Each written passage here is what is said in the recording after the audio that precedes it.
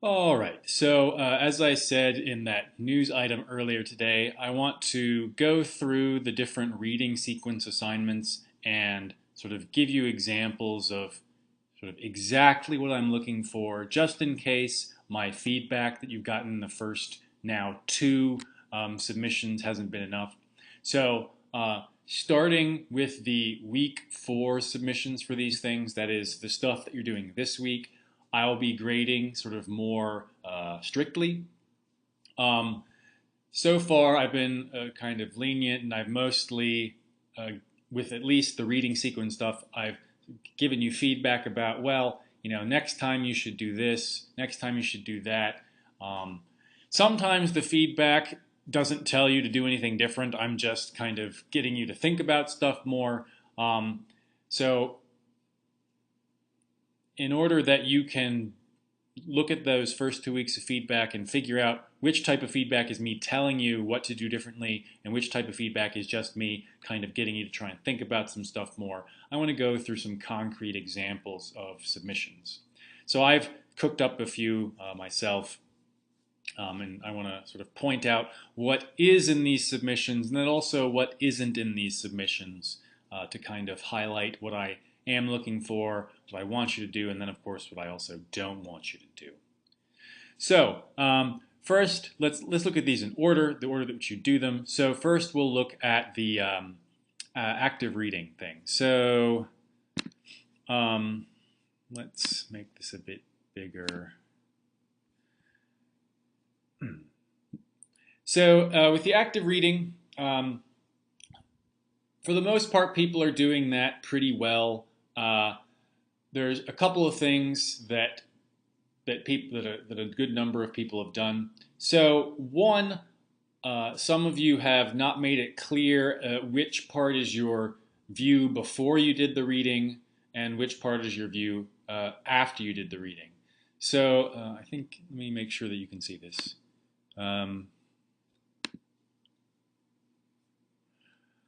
So you indicate that you don't have to do it exactly this way, but something such that it's very clear to me which question you're addressing, and also for each question, whether this is your view beforehand or afterwards. A lot of people have done it something like this, where you clearly mark, well, here's the first question, and then you say, well, before, and then you have a second section which is sort of separated by a space or whatever, and after. It's clearly indicated like that. That's certainly a very clear way to go. You don't necessarily have to do it this way. You could just start with saying, question 1, before I read it, I assumed blah, blah, blah.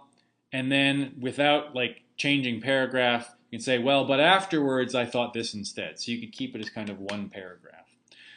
Do make sure that you separate your answers to however many questions there may be for the active reading, though.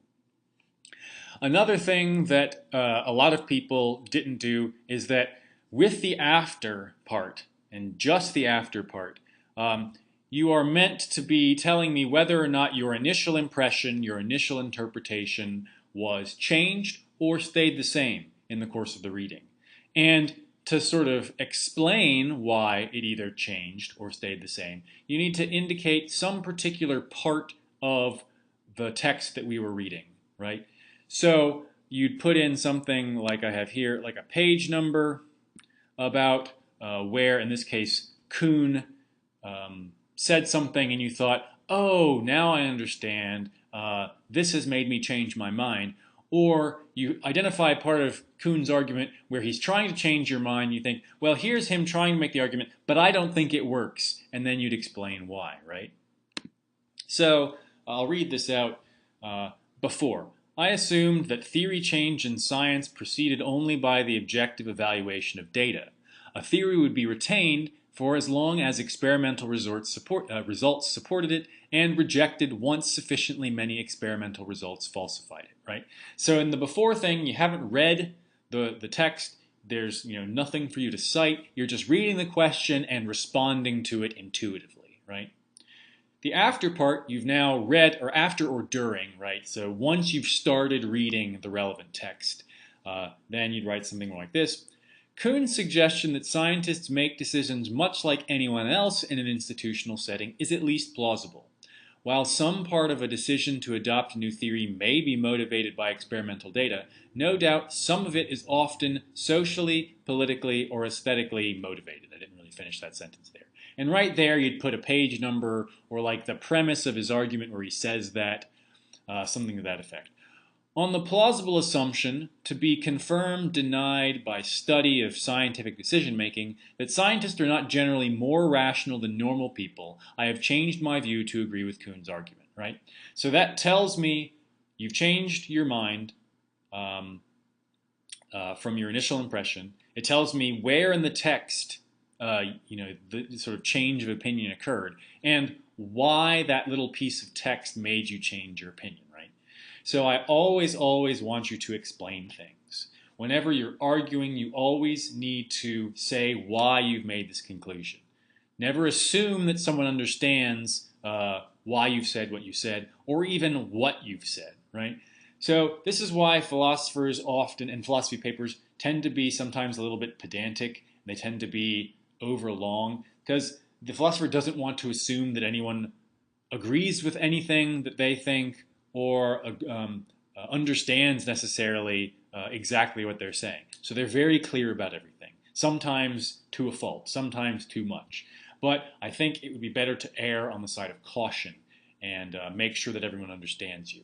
Now, obviously, you don't want to be condescending to them. You want to avoid that. But you can be explicit and clear without being condescending. Question 2. So same kind of thing here. You'd say before, it seems clear that we know more about physics now than 300 years ago. Simply look at all the technological innovations that we've developed in that time, which are dependent on our best physics theories. So in this second after thing, I've disagreed with Kuhn. And so let's see how that works. Kuhn makes the point that theory change in science often involves a discontinuity between the terms used for measurements and whatnot. This discontinuity, he says, prevents us from saying we have made theoretical progress understood in terms of some more accurate grasp of objective truth, which would indicate that we don't know more about physics than we did 300 years ago. Though this is true in one sense, I think that he puts too much on the idea of exact matching between the definitions of terms. Why is that needed for theoretical progress to be measured? Even if it is, there is still some sense in which we understand the physical world better, even if that doesn't mean we have more individual, knowledgeable beliefs about it. We are better at predicting and intervening on it, after all. So the only thing that's missing here, you can see, is that there's not a page number reference. So even though I do refer to something very specific that Kuhn says, namely that there's a discontinuity between theoretical terms in different paradigms, I don't tell us where I found that in the text. So this example here, so this is good. This is sort of, I don't want to say it's wrong, but so this is like a check plus, and then this would be a check minus. Because you've done most of the work you were supposed to here, but you've left something out. And so you technically would be, not technically, you will lose points if you don't put in these little indexes, these indices to tell me where you've changed your mind. So I've explained why, and I've given a vague indication of where in the text, but I need something very specific, right?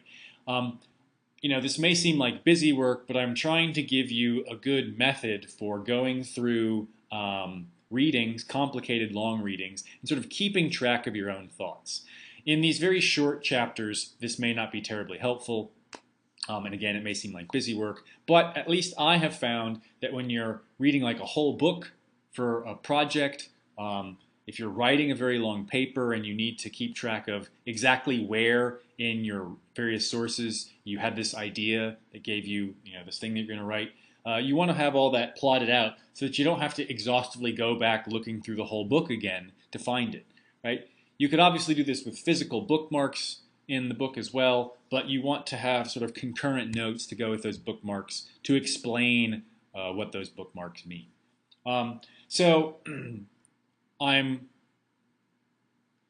You don't necessarily have to do it this way in your own reading outside of this class, but I'm want you to try out this exercise as a way to sort of clarify to yourself even your own thought processes and sort of mark them out so that you could return to them later if you wanted to write some sort of paper or presentation on the basis of your readings. So that's what I want to do for the active reading. One further thing I want to point out is that for the active reading, for the group discussion, and for the individual summary, there's a very specific one of the texts, one of the chapters that I want you to look at. Some people have been giving me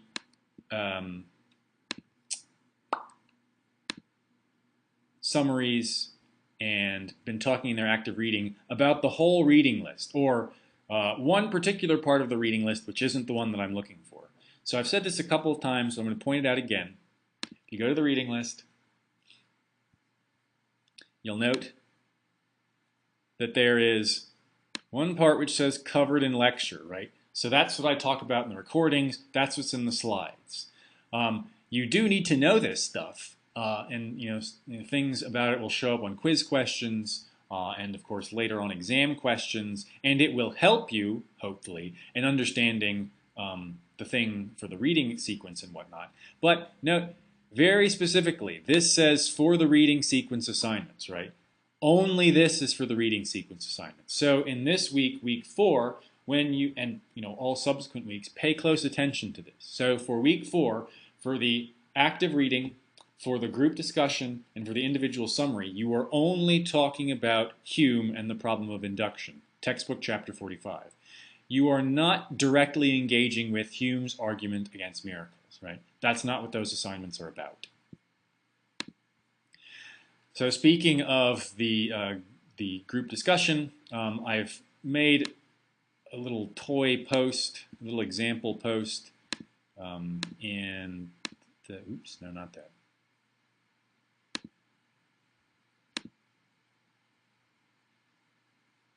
Here down at the bottom, so example topic.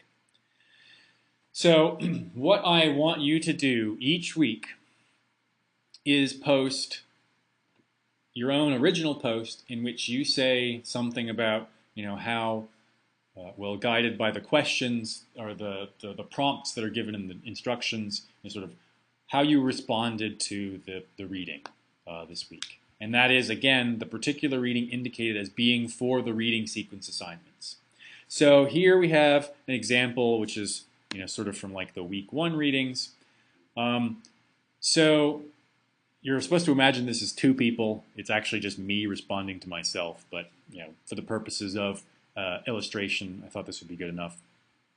So you would have an original post. So this would be, say, your original post, and you write something. When Nietzsche says that God is dead and that humans killed him, he means that God's actual real existence depends on having enough people believe in him. So God did exist up until Nietzsche's time and then died because people started looking to science to explain things in their life. So I'm not saying that anyone said anything like this or that it's plausible. I'm just trying to give you an example of something, this kind of Peter Pan, you got to believe in fairies or else they die kind of stuff. That is a possible but incredibly unlikely interpretation that someone might get out of the Nietzsche argument. And it's not totally bonkers. It's not correct. It's not the best interpretation, but it's not totally bonkers either.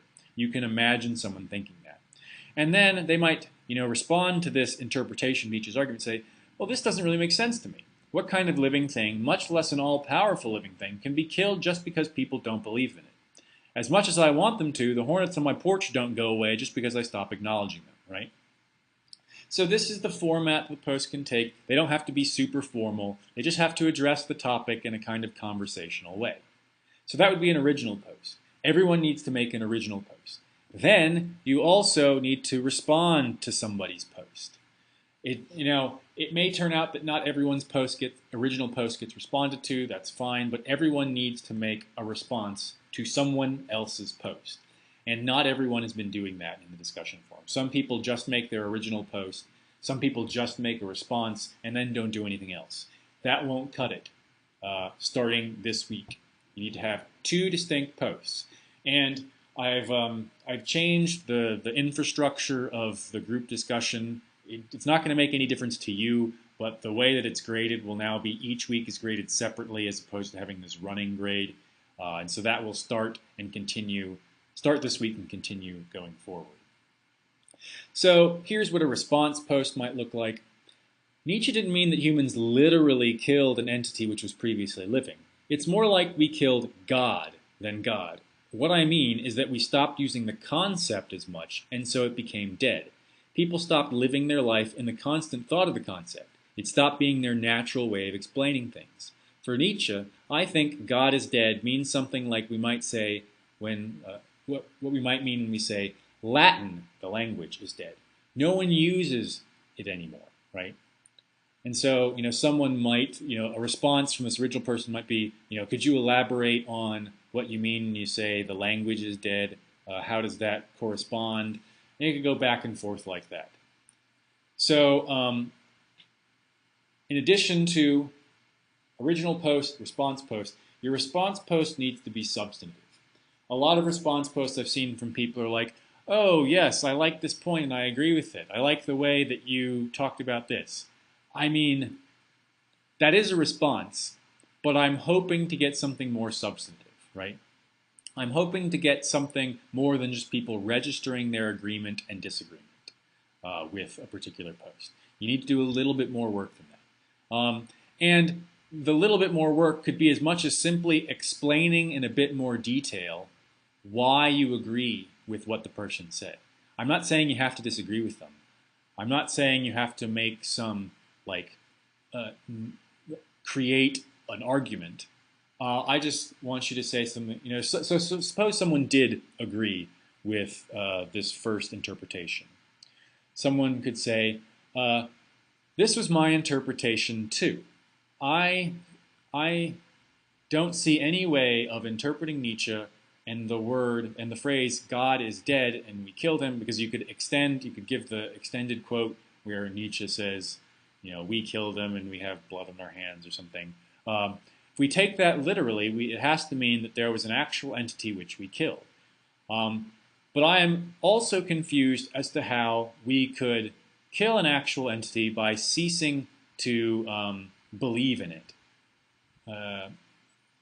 And then someone could give an example. Your example of the hornets not going away makes sense to me. So essentially they're just agreeing, but they're being a bit more expansive about their agreement. So at the very least, be more expansive about your agreement. If you disagree, and people when they have disagreed in these posts have tended to explain it, people just when they agree haven't explained their agreement. So please explain your agreement, right?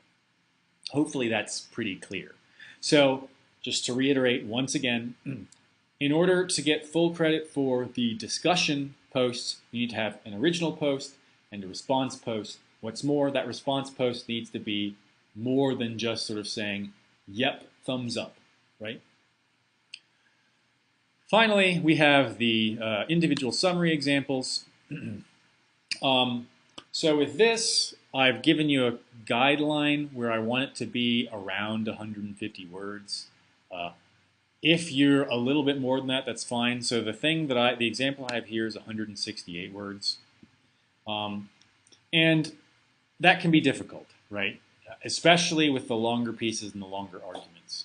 But it's a skill, right? It's a skill to learn to be able to sort of boil down a long paper, a long argument into the highlights, right? So think about a highlight reel for, a football game. They don't show you the whole game, right? But you get a sense of how the game went by them showing you 4 or 5 plays. That's exactly what these individual summaries are. They're basically highlight reels. So think about what the most important parts are from the particular argument that you're covering, and then explain those, right? Put those out there.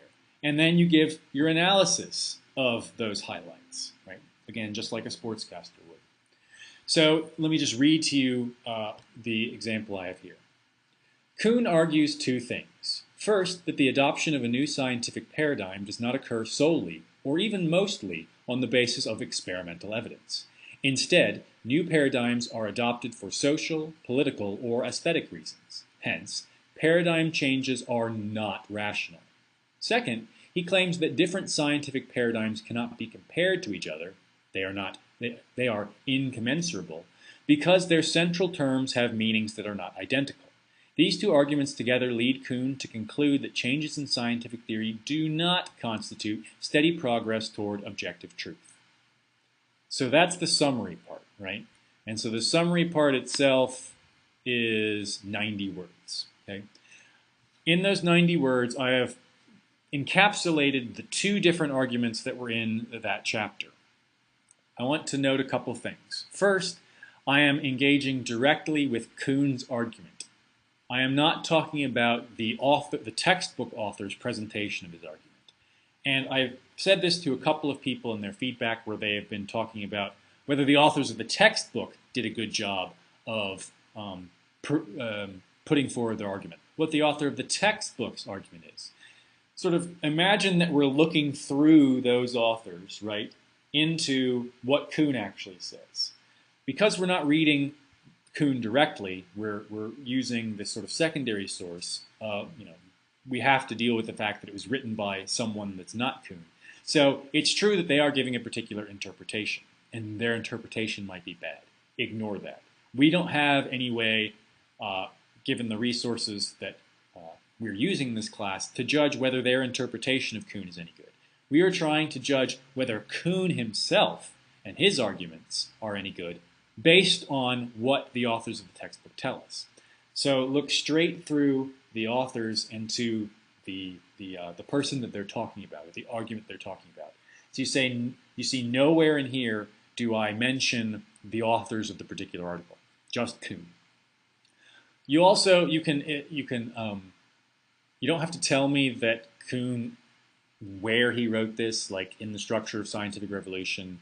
You don't have to tell me things like that. You don't have to give me bibliographical information. Go straight into the summary, right? So I just say, Kuhn argues two things, and here they are.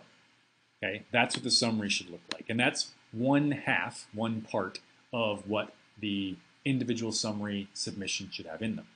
Additionally, I ask you to evaluate, right? So that's the second part here. The first prong of Kuhn's argument is persuasive, provided it actually characterizes institutional behavior in science. This is a matter for empirical investigation. The second prong relies on an exact similarity of reference for theoretical terms between paradigms. Exact similarity of meaning is not, I think, generally required for understanding I've messed this sentence up. For understanding and making comparison, right? Not generally required for understanding and making comparison between views in normal communication. Unless Kuhn provides a reason that such similarity is required in the case of scientific discourse, the second prong seems weak. Okay? So your evaluation can be short. You don't have to make this like conclusive case for why Kuhn is wrong. You just have to say, oh, I don't think Kuhn's right, and here's a little bit of a taste of why I don't think he's right. You can't just say, oh, I disagree with it, I think it's wrong. You can't just say, oh, this seems a little bit funny to me. You need to explain a little bit why you disagree. Just like if you agree or disagree with somebody in the group discussion, you have to give a little indication of why that is. And you can see this is a total of 169 words, just a little bit over the 150, but that's fine. And again, I'm not going to count words. Unless it's obviously, just by me sort of eyeballing it, over the word limit, I'm not going to worry about it. If it's obviously long, I'm going to say something about it, and I will take points off. So if it's a whole page is about 250 words if you sort of double-space stuff. So that's obviously too long. That's almost 2 times too long. We don't want that, right? And over time, you will get better at sort of paring down what you say. And so, like I said, I don't put any bibliographical information in here. I don't need to tell you what the title of the argument is or the title of the book, because the assignment is only about one thing, right? And so you can assume that I know what book or argument you're talking about, as long as you're doing the right one. And so once again, this is only about the thing that was not discussed in the lecture, the thing which was specifically indicated in the reading list to be for the reading sequence assignments, right? All right, so Hopefully now you have a pretty good idea of what I'm looking for in each of the reading sequence assignments. I have some specific written examples here that I've showed you, and I've told you specifically what kinds of things you do need to be doing, what kinds of things you don't need to be doing or shouldn't do in these, and hopefully that will hopefully that combined with any feedback that I've already given you in the first 2 weeks, and then with the third week, once I get done with that, will help you going forward. And remember that you are responsible for knowing all of this and for adhering to these criteria, starting with this week's Week 4's assignments.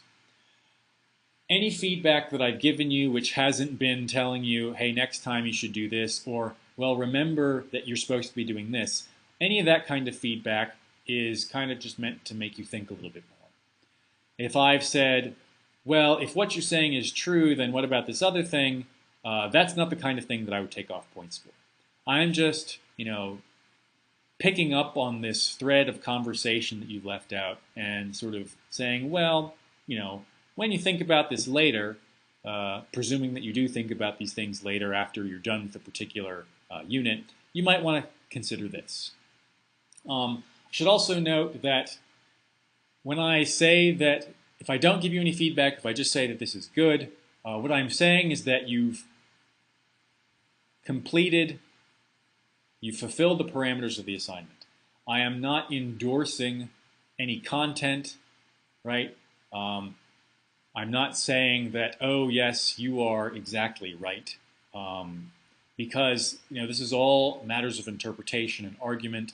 Your argument can be good, but still wrong. Your interpretation can be plausible, but still not the most plausible. In addition, when you're reading these texts, especially in the active reading, you don't have to change your mind, right? You don't have to assume that because these people are, famous as philosophers and they have published arguments, that means that they're right and you're wrong. You can feel free to disagree with them and resist their arguments as long as you tell me why, right? Give me an explanation of why you disagree, okay? The purpose of this class is not to change anyone's mind about anything. I'm not trying to convince you that Kuhn is right and that science doesn't make progress. As a matter of fact, just to give you an idea, I don't happen to agree with that personally, as you might kind of get an idea from this individual summary. I think Kuhn gets some things right, but the strong interpretation that science doesn't progress and that we don't know any more than we used to, I don't think that's correct. I'm not going to get into why, and generally when I give you feedback in the vein of you should maybe think about this, I'm not telling you what my view is. I'm not trying to push any view on you, right? I'm just concerned with you being able to put forward clearly and support clearly your own opinions and interpretations. And part of that is getting you to be able to respond to feedback, right? Being able to take in other people's opinions and advice, consider them, and then on the basis of that consideration, earnest consideration of what other people have said, you can either change your mind or not change your mind, right?